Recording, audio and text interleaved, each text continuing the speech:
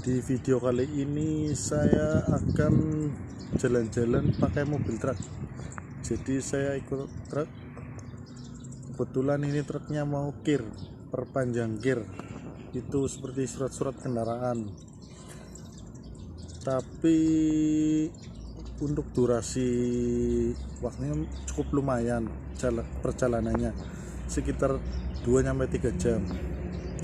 Makanya untuk satu video nggak mungkin sampai, makanya jangan sampai ketinggalan, tonton terus video-video dari saya, dari Gus Dur.